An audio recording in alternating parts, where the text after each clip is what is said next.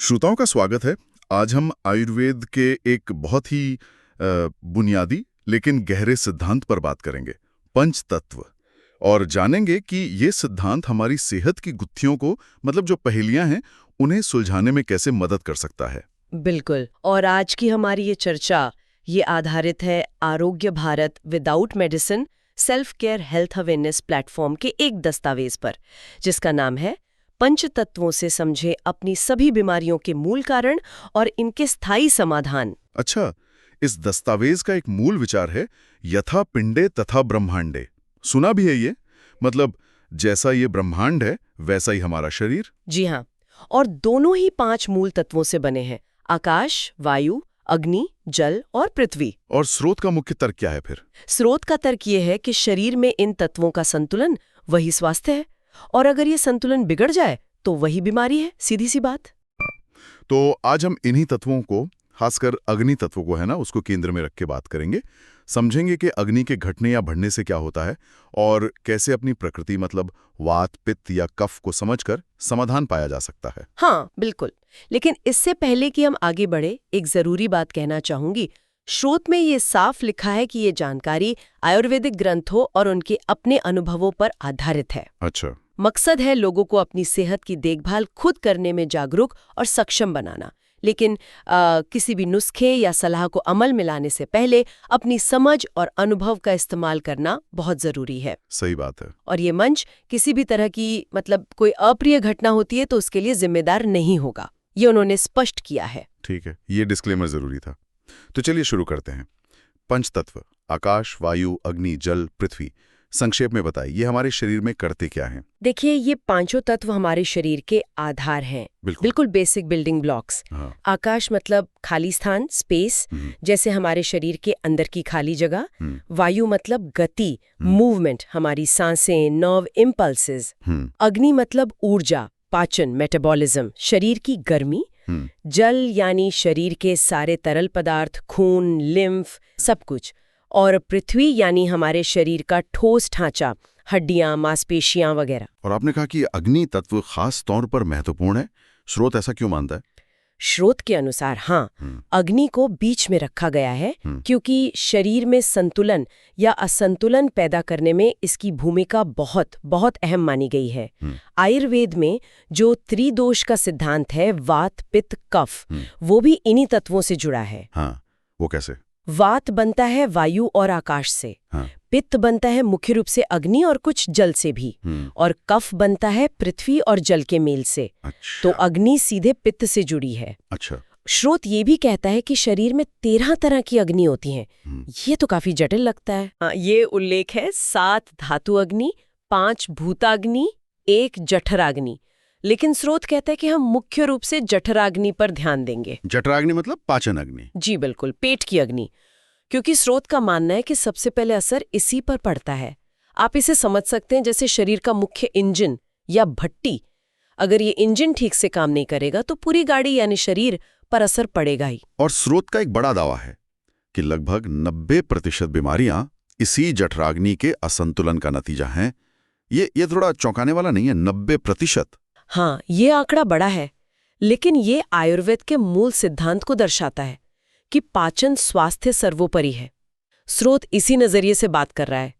होता क्या है कि अक्सर लोग अलग अलग लक्षणों का इलाज करते रहते हैं। सिर दर्द है, थकान है, वजन बढ़ रहा है। हाँ, लक्षणों का इलाज। जी, लेकिन उनकी जड़ में शायद बिगड़ी हुई अग्नि हो सकती है जिस पर ध्यान नहीं जाता। इलाज लक्षणों का होता रहता है, मूल कारण वहीं का वहीं रहता है। ठीक है, तो चलिए इस असंतुलन के पहले रूप को समझते हैं, अग्नि का बढ़ जाना। स्रोत इसे तीव्र अग्नि कहता है। हाँ, ये होती क्यों है?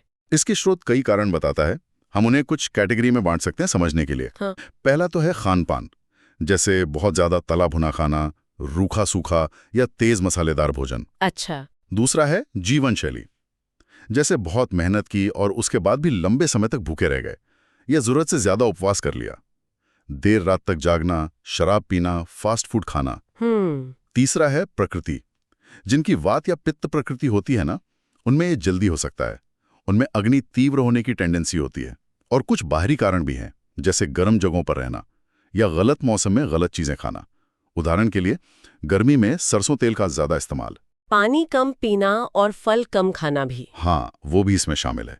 ये सब अग्नि को भड़का सकते हैं। तो जब ये पाचन अग्नि तेज हो जाती है तो शरीर में होता क्या है? जब जठराग्नि तीव्र होती है तो वो शरीर की बाकी अग्नियों को भी तेज कर देती है, खासतौर पर 7 धातु अग्नियों को। धातु अग्नि मतलब जो टिश्यूज को बनाती हैं, रस, रक्त। जी हाँ, रस प्लाज्मा, रक्त खून, मांस मसल, मेद फैट, अस्थि हड्डी, मज्जा बोन मैरो और शुक्र रिप्रोडक्टिव टिश्यू। हाँ, तीव्र अग्नि इन धातुओं को आप कह सकते हैं जलाने या सुखाने लगती है। इसे आयुर्वेद में धातु क्षय कहते हैं। जलाने या सुखाने लगती है।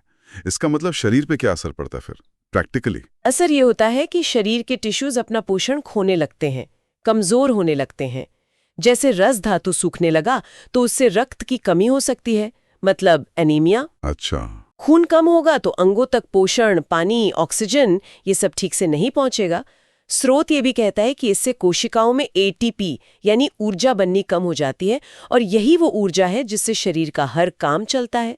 तो नतीजा थकान, कमजोरी और धीरे धीरे अंग भी कमजोर होने लगते हैं या डैमेज भी हो सकते हैं। और बीमारियां, स्रोत कौन कौन सी बीमारियों को इससे जोड़ता है तीव्र अग्नि से?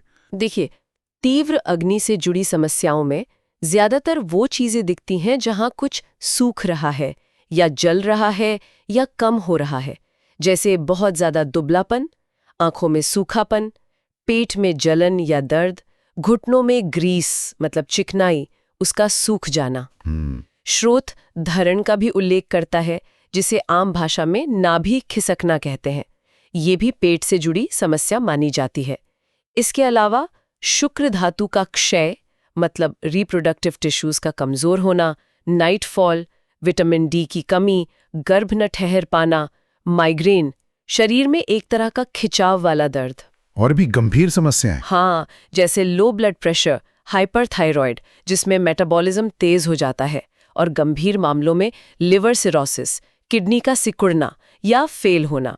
यहाँ तक कि कार्डियक अरेस्ट का भी जिक्र है। बाप रे, मतलब एक मूल कारण अग्नि का तीव्र होना और उससे इतनी अलग अलग तरह की समस्याएं, खासकर वो जो सूखने या कम होने से जुड़ी हैं। जी, ये वाकई ध्यान देने वाली बात है। बिल्कुल। अब सिक्के का दूसरा पहलू देखते हैं। अग्नि का तेज होना तो शरीर को सुखा सकता है, पर अगर ये अग्नि मंद पड़ जाए, धीमी हो जाए तो? स्रोत इसे मंदाग्नि कहता है। इसके नतीजे शायद बिल्कुल अलग होंगे। बिल्कुल अलग, पर उतने ही गंभीर बताए गए हैं। मंदाग्नि के कारण भी खानपान और जीवन शैली से जुड़े हैं, लेकिन ये तीव्र अग्नि के कारणों से काफी हद तक उल्टे हैं। जैसे बिना भूख के खाते रहना, भूख नहीं है फिर भी खा लिया। भोजन में कार्बोहाइड्रेट्स, खासकर मीठा और मैदा बहुत ज्यादा लेना। अच्छा। जिनकी कफ प्रकृति है, शरीर भारी है, उनका ठंडा, भारी या मीठा भोजन ज्यादा करना। आराम ज्यादा और मेहनत कम करना।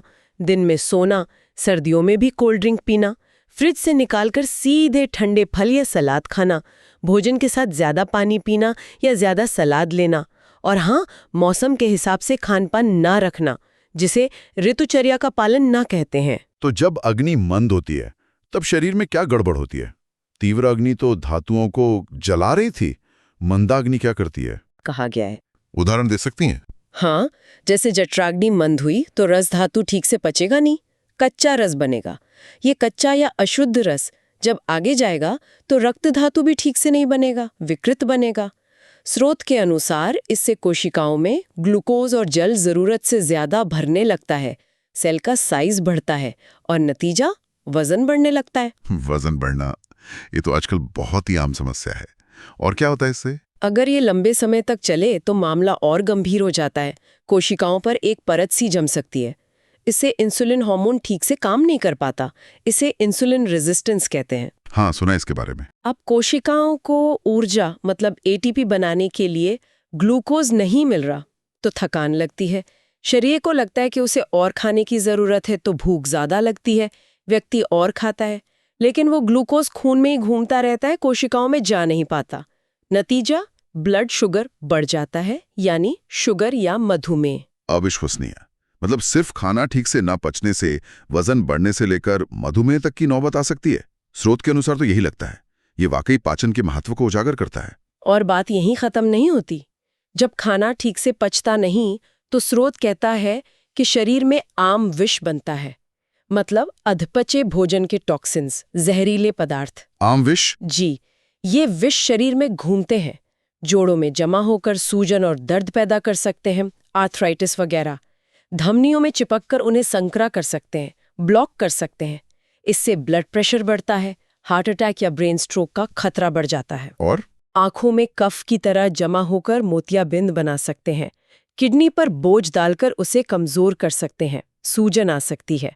मांस और मेद धातु ठीक से न बनने से मोटापा बढ़ता है, यहाँ तक कि कब्ज और बवासीर भी हो सकते हैं, क्योंकि शरीर में मल ठीक से बाहर नहीं निकल पाता, वायु का मार्ग रुक जाता है। तो मंदाग्नि से जुड़ी बीमारियां कौन सी हुई फिर, संक्षेप में? इसमें मुख्य रूप से वो समस्याएं आती हैं जो बढ़ने, जमा होने या रुकने से संबंधित हैं, जैसे मोटापा, हाई ब्लड प्रेशर, हाइपोथायरॉइड जिसमें मेटाबॉलिज्म धीमा हो जाता है, मधुमेह, शुगर, कब्ज, बवासीर, पाइल्स जिसे कहते हैं, घुटनों या जोड़ों में सूजन, आंखों में मोतियाबिंद। और गंभीर मामलों में? गंभीर स्थितियों में kidney failure, heart attack, brain stroke और कैंसर तक का जिक्र स्रोत में किया गया है। तो ये बिल्कुल साफ है कि न तो अग्नि का बहुत तेज होना अच्छा है, न ही बहुत धीमा। संतुलन ही कुंजी है। अब सबसे जरूरी सवाल, अगर किसी की अग्नि असंतुलित है, चाहे तीव्र हो या मंद, तो समाधान क्या है? स्रोत कहता है कि समाधान प्रकृति के अनुसार होना चाहिए। ये कैसे काम करता है? बिल्कुल, समाधान वन साइज फिट्स ऑल नहीं हो सकता। हर व्यक्ति की प्रकृति अलग है।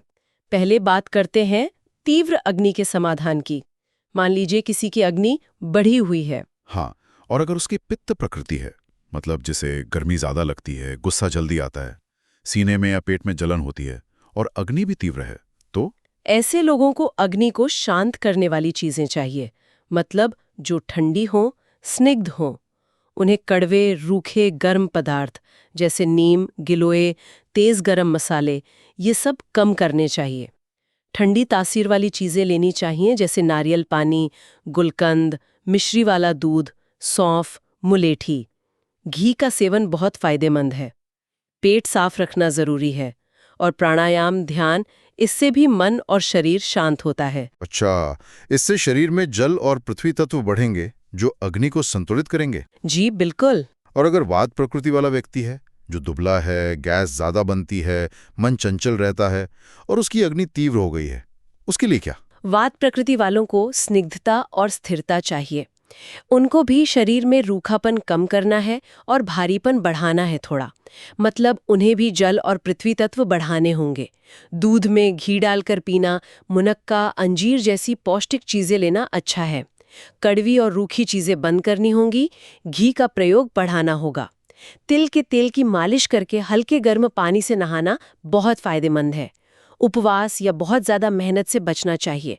जूस की जगह पूरा फल खाना चाहिए। और कफ प्रकृति वाले, जिनका शरीर भारी होता है, सुस्ती रहती है, उनमें तो तीव्र अग्नि कम होती होगी शायद। हाँ, आमतौर पर उनमें मंदाग्नि की प्रवृत्ति ज्यादा होती है। लेकिन अगर किसी कफ प्रकृति वाले में भी तीव्र अग्नि के लक्षण दिखें, जैसे बहुत तेज भूख लगना, जलन होना, कब्ज होना, तो उन्हें मौसम के हिसाब से फल खाने चाहिए, जैसे सेब, पपीता। मैदा कम करना चाहिए और कब्ज बिल्कुल नहीं होने देना चाहिए। मूल सिद्धांत वही रहेगा, अग्नि को शांत करना है, लेकिन कफ प्रकृति का भी ध्यान रखना है। बहुत ज्यादा भारी या ठंडी चीजें नहीं लेनी। समझ गए। अब आते हैं मंदाग्नि के समाधान पर।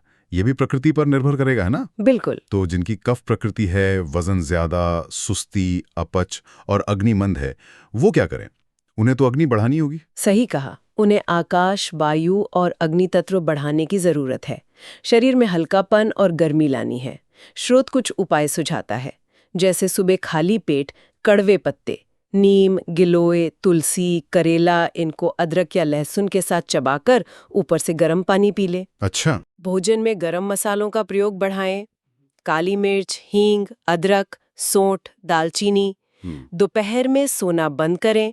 रात का भोजन हल्का रखें। दूध, घी जैसे भारी चीजें कम करें और कसरत जरूर करें। जरूरत पड़ने पर त्रिकटु या पंचकोल जैसे आयुर्वेदिक चूर्ण भी लिए जा सकते हैं, जैसा आरोग्य भारत के दस्तावेज में बताया गया है। ठीक है। और वात या पित्त प्रकृति वालों में अगर मंदाग्नि हो जाए तो आपने कहा था उनमें ये कम होती है, पर अगर हो जाए तो? हाँ, ये कम आम है पर हो सकता है। उनके लिए समाधान थोड़े अलग होंगे। उन्हें भोजन से पहले या बीच में थोड़ा देसी गाय का घी या सेंधा नमक मिला तेल लेने की सलाह दी गई है। ये पाचन में मदद कर सकता है। विटामिन सी वाले फल जैसे मौसमी, संतरा, पूरा फल खाना, जूस नहीं, ये भी सहायक हो सकते हैं। तिल तेल की मालिश, धूप स्नान और गर्म पानी से स्नान वात वालों के लिए खासकर फायदेमंद है, क्योंकि इससे शरीर में गर्मी और स्निग्धता आती है।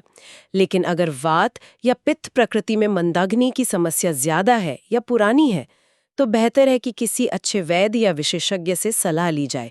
खुद से बहुत प्रयोग ना करें। तो कुल मिलाकर ये पूरी चर्चा इस बात पर जोर देती है कि हमारे स्वास्थ्य का केंद्र हमारी पाचन अग्नि है, ना बहुत तेज ना बहुत धीमी। बिल्कुल, संतुलन ही कुंजी है। और सबसे महत्वपूर्ण बात शायद ये है कि संतुलन का रास्ता हर किसी के लिए एक जैसा नहीं है। वो व्यक्ति की अपनी प्रकृति वात, पित्त या कफ पर निर्भर करता है। जी हाँ, यही आयुर्वेद की खूबसूरती है, इंडिविजुअलाइज्ड अप्रोच। यह हमें अपने शरीर को सुनने और समझने के लिए प्रेरित करता है। मतलब अपनी अग्नि को महसूस करना, क्या वो तेज है, धीमी है या संतुलित है, और अपनी प्रकृति को पहचानना। शायद यही स्थायी स्वास्थ्य की ओर पहला कदम है। वास्तव में स्रोत का उद्देश्य भी यही लगता है, आत्म जागरूकता बढ़ाना, ताकि लोग अपनी देखभाल खुद कर सकें। एक अंतिम विचार श्रोताओं के लिए छोड़ते हैं। क्या अपनी रोजमर्रा की जिंदगी में, अपनी भूख में, अपनी ऊर्जा के स्तर में, अपने पाचन में अपनी अग्नि की स्थिति को महसूस किया जा सकता है? इस पर गौर करना दिलचस्प हो सकता है। आज की ये सारी जानकारी हमें मिली आरोग्य Bharat without medicine self care health awareness platform के दस्तावेज पंचतत्वों से समझें अपनी सभी बीमारियों के मूल कारण और इनके स्थायी समाधान से। इस गहरी और व्यावहारिक चर्चा के लिए आपका बहुत बहुत धन्यवाद। धन्यवाद।